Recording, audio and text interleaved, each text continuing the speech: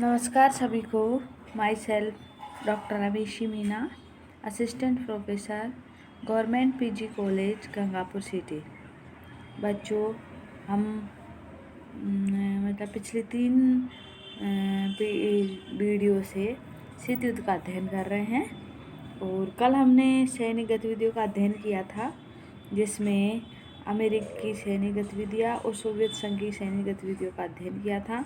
America के NATO, सीटो, Santo का और यूएसएसआर यानी सोवियत संघ के वारसा का अध्ययन किया था। आज हम इसी कड़ी में आगे बढ़ते हुए दोनों महाशक्तियों के बीच के वैचारिक द्वंद्व का अध्ययन करेंगे। यानी जो हम इसकी शीत युद्ध की अवस्थाएं पढ़ रहे थे, उसमें जो परंपरागत शीत युद्ध था उसमें पढ़ा था कि परंपरागत शीत युद्ध के काल में सैनिक द्वंद्व के साथ साथ वैचारिक द्वंद्व भी देखा जा सकता है।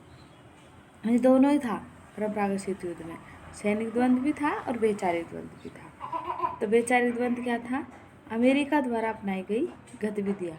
वैचारिक द्वंद्व में अमेरिका ने क्या क्या अपनाया था? ट्रूमैन सिद्धांत अपनाया उसने। ट्रूमैन सिद्धांत कब आया था? यह सिद्धांत 1947 में। और क्यों चलाया गया था? साम्यवाद के प्रभाव को कम करने के लिए। विशेषकर तुर्की और यूनान को आर्थिक सहायता दी गई थी इसमें। और जो ये ट्रूमैन सिद्धांत है, इसको मुनरो सिद्धांत का विस्तार माना जाता है। और ये सिद्धांत, जो मुनरो सिद्धांत है, ये एक तरह से पृथक्करण सिद्धांत, एस शेप का सिद्धांत था। ये दिया गया था 1823 में। मुनरो सिद्धांत के तहत लैटिन अमेरिकी देशों को आर्थिक सहायता दी गई थी ताकि लैटिन अमेरिका में अमेरिकी प्रभाव बना रहे। इसी आधार पर यानी सोवियत साम्यवाद के प्रभाव को रोकने के लिए ट्रूमैन सिद्धांत अपनाया गया था। इसमें यूनान और तुर्की को सोवियत संघ में जाने से रोकने के लिए आर्थिक सहायता दी गई थी। दूसरा है मार्शल प्लान। मार्शल प्लान 1948 में आया था। इस प्लान के तहत 6 यूरोपीय देशों को आर्थिक सहायता दी गई थी, जिसमें सबसे अधिक आर्थिक सहायता तो यूके यानी ब्रिटेन को 26%, फ्रांस को 18% व पूर्वी जर्मनी व पश्चिमी जर्मनी को 11% दिया गया था। यह प्लान 1948 में पूर्णतः लागू हो गया था, लेकिन इसका क्रियान्वयन 1950 में हुआ था। तो ये दो थे अमेरिका की गतिविधियाँ, एक तो ट्रूमैन सिद्धांत और मार्शल प्लान। यानी कि ट्रूमैन सिद्धांत और मार्शल प्लान के तहत सोवियत संघ के प्रभाव को यानी साम्यवाद के विस्तार को ये रोकना चाहते थे और पूंजीवाद को बढ़ावा देना चाहते थे, इन देशों को अपने प्रभाव क्षेत्र में लाना चाहते थे। दूसरी तरफ यूएसएसआर की गतिविधियाँ। यूएसएसआर ने क्या किया? एक मास्को प्लान आया था 1950 में, और इसके माध्यम से यूएसएसआर ने पूरी यूरोप में पूंजीवाद के प्रभाव को कम करने का प्रयास किया था। कहाँ पे? पूरी यूरोप में। दूसरा आता है CMEA या कोमेकोन। CMEA की फुल फॉर्म है परस्पर आर्थिक सहायता परिषद, यानी ये तो हो गया हिंदी में। फिर है council for mutual economic assistance.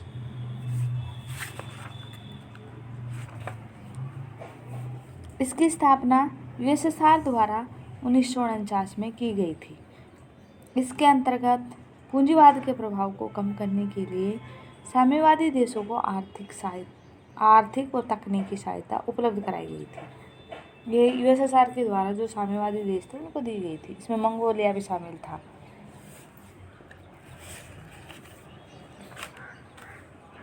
और 1991 में CMEA को समाप्त कर दिया गया। Council for mutual economic assistant को समाप्त कर दिया गया और इसका मुख्यालय कहाँ था? मॉस्को में था। अब जैसे एक है यूरोपीय संघ या EEC, यूरोपियन इकोनॉमिक कम्युनिटी।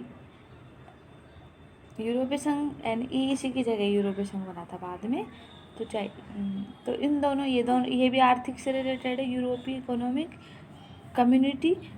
और दूसरा है कोमेकोन यानी CMEA, ये भी council for mutual economic assistant, परस्पर आर्थिक सहायता परिषद। इन दोनों में क्या भिन्नताएं हैं EEC में और कोमेकोन में? EEC में भौगोलिक निकटता थी, लेकिन CMEA के राष्ट्रों में भौगोलिक निकटता नहीं थी। ईईसी में अधिकांशतः विकसित राष्ट्र सम्मिलित थे, तो कोमेकॉन में यूएसएसआर को छोड़कर अधिकांशतः विकासशील देश सम्मिलित थे। इसमें ईईसी में विकसित राष्ट्र सम्मिलित है, यूएसएसआर कोमेकॉन में विकासशील देश सम्मिलित थे। ईईसी का मुख्य उद्देश्य पूंजीवाद का विस्तार था, तो सीएमई का प्रमुख उद्देश्य साम्यवाद का विस्तार है। अच्छा, हाँ, ईईसी का तो उद्देश्य पूंजीवाद का विस्तार था और सीएमए का प्रमुख उद्देश्य साम्यवाद का विस्तार है। ईईसी तो आज ईयू के रूप में बना हुआ है, परंतु सीएमए तो 1991 में समाप्त हो गया। तो ईईसी तो एक तरह से यूरोपीय राष्ट्रों का है और सीएमए तो शीत युद्ध के समय पूंजीवाद के विस्तार को रोकने के लिए यूएसएसआर के द्वारा बनाया गया था। और ईईसी एक तरह से यूरोपीय जो महाद्वीप है उसके विकसित राष्ट्रों के द्वारा बनाया गया था और ये अपने मतलब देशों का आपसी विकास के लिए बनाया गया था।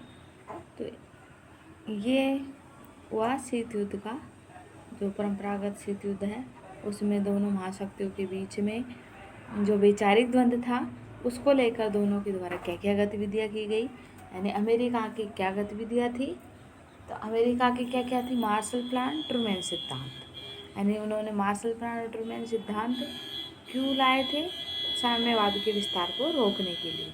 दूसरी तरफ यूएसएसआर पूंजीवाद के विस्तार को रोकना चाहता था, इसलिए वह दो लाया, एक तो क्या मास्को प्लान और दूसरा कोमेकॉन। इसके आगे हम शीत युद्ध की दूसरी अवस्था पढ़ेंगे, एस्तर ब्लॉक अवस्था। ठीक है बच्चों, ओके, थैंक्स।